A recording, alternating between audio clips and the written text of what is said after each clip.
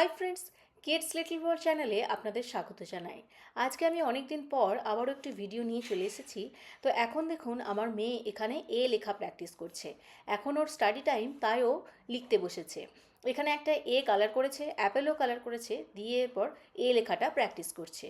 তো আমি আজকে ওকে পড়াতে বসেছি এবং পড়াতে পড়াতে আমার একটা জিনিস মনে হলো, তাই আপনাদের সঙ্গে আজকের এই ভিডিওটি আমি শেয়ার করছি।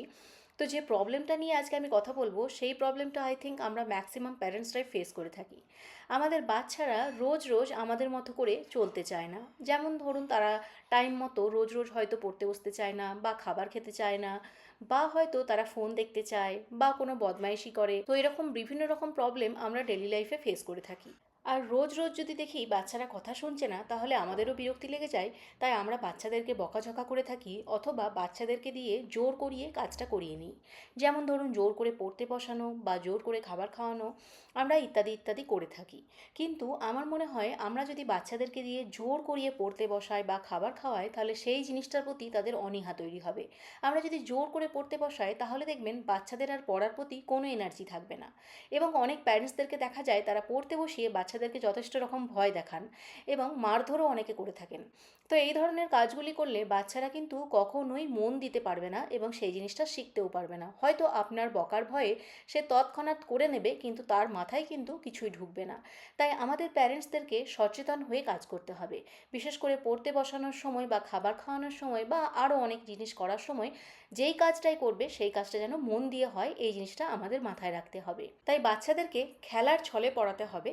আর যখনই পড়াবেন, তখন বাচ্চাদেরকে অত্যন্ত ভালোবাসার সহিত বুঝিয়ে বুঝিয়ে পড়াবেন। তাহলে দেখবেন আপনার বাচ্চাটি অত্যন্ত খুশি মনে পড়তে বসেছে এবং পড়াশোনাটাকে বেশ এনজয় করছে। আর একটা জিনিস আমি এখানে বলবো, রোজ রোজ পড়তে পড়তে সামটাইমস বাচ্চাদের মনে হয় যে আজকে আর পড়তে ভালো লাগছে না, বা এখন আর পড়তে ভালো লাগছে না। তাহলে কিন্তু তখনই বাচ্চাদেরকে জোর করে পড়তে বসাবেন না। তখন বাচ্চাদেরকে বলবেন, ঠিক আছে, তাহলে এখন তোমার যেটা ইচ্ছা করছে সেটাই করো, বাট কিছুক্ষণ পর পড়তে পারো। বা যদি একদিন ছুটি দেওয়া যায়, তাহলে একদিন ছেড়েই দেবেন, না হয় পরের দিন পড়তে বসবে। এইভাবে বাচ্চাদেরকে আমরা সুন্দরভাবে শেখাতে পারি। আরেকটা জিনিস বলবো, কিন্তু রোজ রোজ তো ছুটি দেওয়া সম্ভব নয়, তাই বাচ্চাদেরকে পড়ায় আগ্রহী করে তো তুলতেই হবে। তো খেলার ছলে পড়ানোটা হচ্ছে বেস্ট উপায়। এবং তারপরেও সারাদিনের সমস্ত নিয়ম মেনে চলার জন্য আর একটা উপায় আমরা ফলো করতে পারি। এই যেমন ধরুন, আমি রিসেন্টলি এই জিনিসটা ফলো করা শুরু করেছি এবং দেখছি বেশ কাজেও দিচ্ছে। তো এখানে দেখুন, আমি কিছু স্টিকার কিনে নিয়েছি। এটা শুনতে খুব ফানি লাগলেও বাচ্চাদের জন্য এটা বেশ মজাদার ব্যাপার। তো এই স্টিকারগুলি কিনে নিয়েছি, মার্কেটে বিভিন্ন রকম স্টিকার পাওয়া যায়। তো আমি কি করি, আমি আমার বাচ্চাকে বুঝিয়ে রেখেছি যে সারাদিন তুমি যতগুলো ভালো কাজ করবে, তুমি ততগুলো স্টিকার তোমাকে রাতের বেলায় বা সন্ধেবেলায় দেবো।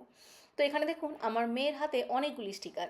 ও আজকে সারাদিন এতগুলো ভালো কাজ করেছে।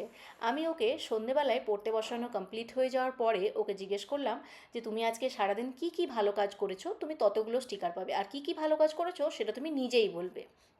তো আজকে দেখুন, ওর হাতে 4-5টা স্টিকার। ও আজকে সারাদিনে 4-5টা ভালো কাজ করেছে। প্রথম ভালো কাজ করেছে, আজকেও সারাদিন এক ফোঁটাও কোনো ফোন বা টিভি দেখেনি। এটা একটা ভীষণ অ্যাচিভমেন্ট। তো আপনারাও প্যারেন্টসরা এটা ফলো করতে পারেন, ফোন দেখার হ্যাবিটটাকে একটু কমানোর জন্য। তো আমার মেয়ে আজকে সারাদিন ফোন বা টিভি কিছুই দেখেনি, তার জন্য একটা স্টিকার পেয়েছে। এবং আরেকটা স্টিকার পেয়েছে যে ও আজকের লাঞ্চটা কমপ্লিট করেছে। আজকে লাঞ্চ কমপ্লিট করেছে, তার সাথে আজকেও একটা ফলও খেয়েছে। তো এইগুলো হচ্ছে ওর আজকের সারাদিনের ভালো কাজ। তার সাথে সাথে আজকে ওর যে যে স্টাডি টাইমে যে কাজগুলো ছিল, যেমন ধরুন নাম্বারস, তারপর অ্যালফাবেট শেখা বা লেখা, যে কাজগুলো ছিল সেগুলো সমস্তটা কমপ্লিট করেছে। তার জন্য ও অনেকগুলো স্টিকার পেয়েছে। আর আজকে ও সারাদিন কোনো রকম বায়না ধরেনি কোনো কিছু চাওয়ার জন্য, তার জন্য আরেকটা স্টিকার পেয়েছে। তো এর জন্য দেখুন, আমার মেয়ের হাতে অনেকগুলো স্টিকার। তাই আমি এই রুলসটা এই 2-1 দিন হলো ফলো করা শুরু করেছি। তাই আমিও বেশ খুশি, আর আমার মেয়েও বেশ এক্সাইটেড সারাদিন কী কী ভালো কাজ করবে সেটা করার জন্য। সো ও না, এই চেষ্টাতেও আছে যে ওকে অনেকগুলো ভালো কাজ করতে হবে, তাহলে যতগুলো ভালো কাজ করবে ততগুলো স্টিকার পাবে। তো এই ধরনের কাজগুলো আমরা প্যারেন্টসরা যদি একটু ফান ওয়েতে করে থাকি, তাহলে আমার মনে হয় প্যারেন্টিংটা একটু সুবিধার হবে। আরেকটা কথা, আপনারা হয়তো বলবেন রোজ রোজ স্টিকার দিলে তো বাচ্চারা খুশি হবে না, তখন তো তাদের আর স্টিকার ভালো লাগবে না। তা ঠিক কথাই, বাচ্চাদের একই জিনিস রোজ রোজ ভালো লাগে না। আমি জানি এই স্টিকারটা হয়তো ওর এই 2-1 দিনই ভালো লাগবে। তারপরে আবার একটা অন্য জিনিস দিয়ে ট্রাই করব। না হয় এরকমভাবে আমরা ট্রাই করতে পারি যে ধরুন, ওর একটা পছন্দের টয় দরকার, যেটাও অনেক দিন থেকে বলছে। তো আমরা এইভাবে শুরু করতে পারি যে তোমার যদি ওই টয়টা ভালো লাগে বা তোমার যদি ওই টয়টা পেতে চাও, তাহলে কিন্তু তোমাকে এই জিনিসগুলো সারাদিন ধরে ফলো করতে হবে। তো দেখবেন বাচ্চারা দেখবেন সেই টয়টা পাওয়ার জন্য আপনার কথাগুলি ঠিকই শুনছে। তো এইভাবে আমরা একটু মজাদার উপায়ে বাচ্চাদেরকে দিয়ে ডেলি রুটিনটা ভালোভাবে মেনটেন করাতে পারি।